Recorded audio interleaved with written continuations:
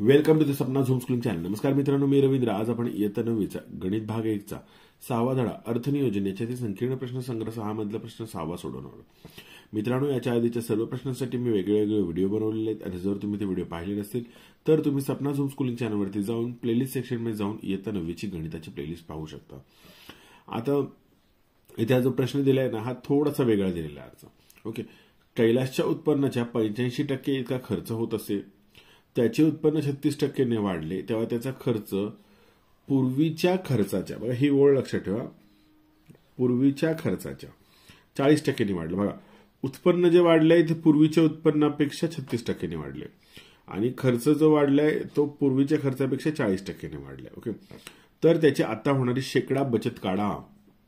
आपल्याला काय काढायची? बचत काढायची, पण आता होणारी. पण इथे थोडासा गोंधळ लक्षात आला ना, हे आता गणित सोडवताना मी तुम्हाला नीट समजवतो. आपल्या याच्यामध्ये काय माहित नाहीये, ते मूळ त्याचं उत्पन्नच माहित नाहीये. मग त्याच्यासाठी आपल्याला चल मानावं लागेल आणि समीकरण तयार करावं लागेल. ओके, मग इथे लिहायचं आपण, समजा कैलासचे उत्पन्न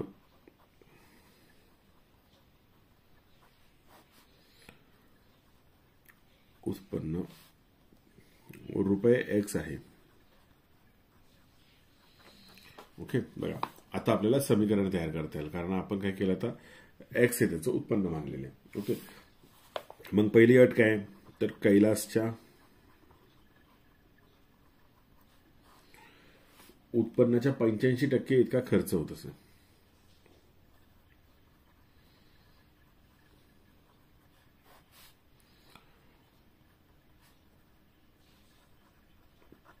खर्च आहे. ओके, मग तो कसा काढणार आपण, तर म्हणून खर्च बरोबर उत्पन्नाच्या 85%, म्हणजे X चा 85%. कसं लिहितात? 85 चे 100. ओके, म्हणजेच किती होईल, तर हे होणार रुपये 85X छेद 100. बरोबर की नाही? X गुणिले 85 85X. आता पुढे जाऊ आपण. ओके, हा झाला कैलासचा खर्च. तर आपल्याला माहिती की बचत कशी काढतात, तर उत्पन्न वजा खर्च बरोबर बचत. इथे लिहायचं, उत्पन्न वजा खर्च बरोबर बचत. तर त्याची पूर्वीची बचत जी काढायची आहे त्याच्यासाठी आपल्याला काय करायला लागेल, इथे आपलं समीकरण तयार होतं. उत्पन्न किती आहे? X वजा खर्च किती आहे, तर 85X छेद 100. हा त्याचा खर्च आहे. आणि मग बचत किती झाली? ओके, तर तीच बचत आहे ना.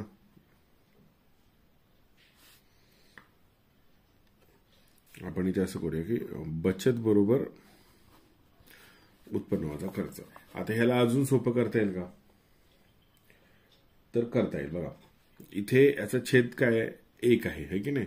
मग 1 छेद असताना आपल्याला वजाबाकी करता येतं, म्हणजे 100 करायचं. मग कसं होणार, 100X छेद 100 वजा 85X छेद 100. ओके, मग छेद एकदाच लिहिला आपण 100 आणि 100X मधून 85X गेले तर किती उरले? 15X.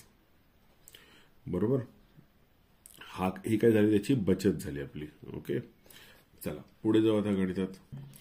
आता पुढे काय लिहिलेलं आहे, तर कैलासचं उत्पन्न 36% वाढलं. मग 36% वाढलेलं उत्पन्न कसं काढायचं, तर म्हणून कैलासचे वाढलेले उत्पन्न बरोबर आधी किती होतं? X होतं. ओके, मग त्याच्यामध्ये किती मिळवायचं, तर X गुणिले 36 छेद 100. बघा, 36% याच्यात मिळवायचे आहे की नाही. X चे 36% म्हणजे X गुणिले 36 छेद 100. मग हे कसं होणार, तयार समीकरण बघा इथे. तर असं लिहिता येईल का, तर X अधिक इथे 36X छेद 100 लिहिता येईल. बरोबर, छेद समान करायचा. कसं करणार, 100X छेद 100 अधिक, मी करून दाखवतो, 100X छेद 100 अधिक 36X छेद 100. आता छेद समान आहे म्हणून तो एकदाच लिहिला. अंशांची बेरीज केली, 100X अधिक 36X किती होणार? 136X. बरोबर की नाही? हे झालं त्याचं वाढलेलं उत्पन्न. आता आपल्याला काय माहिती आहे, खर्च किती होता, तर 85X. तो कितीने वाढलाय, तो 40% वाढलाय. मग इथे लिहायचं, कैलासचा खर्च 40% वाढला. ओके, मग काय येणार? कैलासचा वाढलेला खर्च बरोबर, म्हणून कैलासचा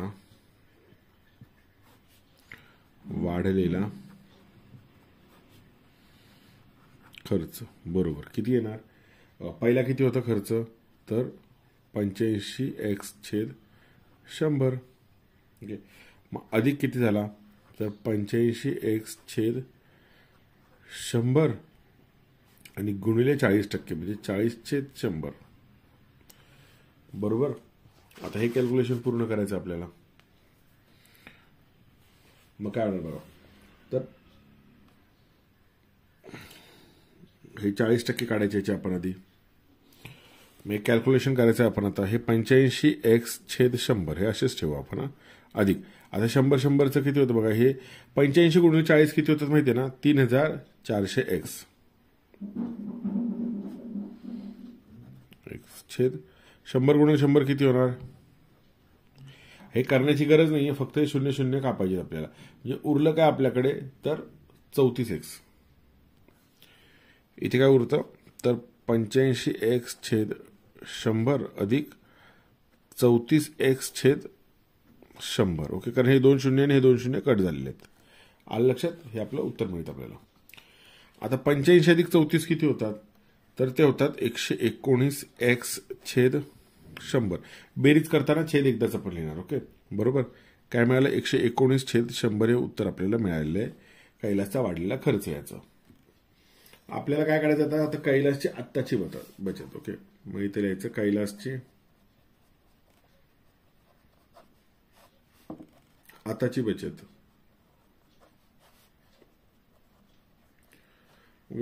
पूर्वीची तर आपण काढलेली. बरोबर. काय येणार? तर उत्पन्न वजा खर्च. मग उत्पन्न काय घेतलं होतं आपण नवीन? तर 136 आलं होतं की नाही आपलं. मग इथे काय लिहायचं आपण? 136x/100 हे उत्पन्न आलं होतं. आणि खर्च किती आला?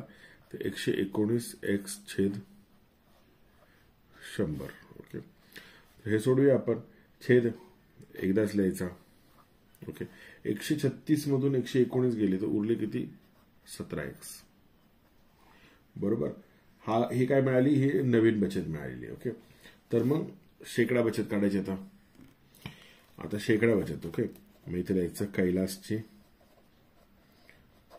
कैलासची शेकडा बचत. बरोबर. काय येणार? तर उत्पन्न बचत भागिले उत्पन्न गुणिले 100. ओके, याचं सूत्र काय आहे? बचत भागिले उत्पन्न गुणिले 100, कारण शेकडा बचत काढायची. ओके, मग बचत किती होती बघा? तर बचत होती 17x/100. मग इथे भागाकार. उत्पन्न किती आहे? उत्पन्न आहे 136x/100 आणि गुणिले 100 हे आहेत तसे लिहिले. बरोबर. आता मग असा भागाकार नाही करता. याला काय करावं लागतं? गुणाकार करावा लागतो, पण गुणाकार व्यस्ताचा. म्हणजे किती होणार बघा? हे 17x/100 गुणिले 100/136x आणि हे गुणिले 100 आहेत तसे राहिले इथे. बरोबर. मग आता हे सोडूया आपण अजून पुढची पायरी.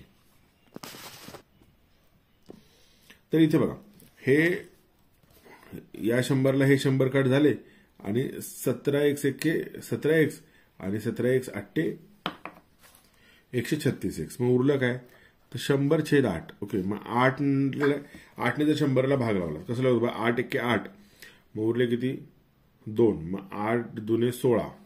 ओके, मग उरले किती? 4. मग 8 पंचे 40 म्हणजे 12.5 असा भाग लागतो. ओके, तर 12.5 जे आहे ना, हे काही टक्के आहेत, कारण आपण शेकडा काढलेला ना प्रमाण, म्हणून टक्के. मग इथे आपलं उत्तर लिहून टाकायचं आपण. काय लिहायचं? म्हणून कैलासची आता होणारी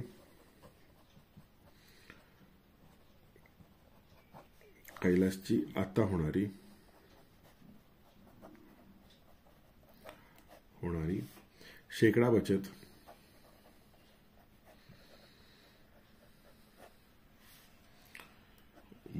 16.5 आहे. बरोबर. मित्रांनो, जर तुम्हाला व्हिडिओ आवडला असेल तर नक्की व्हिडिओ लाईक करा आणि असेच व्हिडिओ पाहायचे असतील तर सपना झूम स्कूलिंग चॅनलला सबस्क्राईब करून बेल आयकॉन प्रेस करा. आणि जर तुम्हाला काही डाऊट असेल, कोणती संकल्पना समजत नसेल तर मला नक्की कमेंट बॉक्समध्ये कमेंट करून तुम्हाला जे वाटतील ते प्रश्न तुम्ही विचारू शकता. धन्यवाद.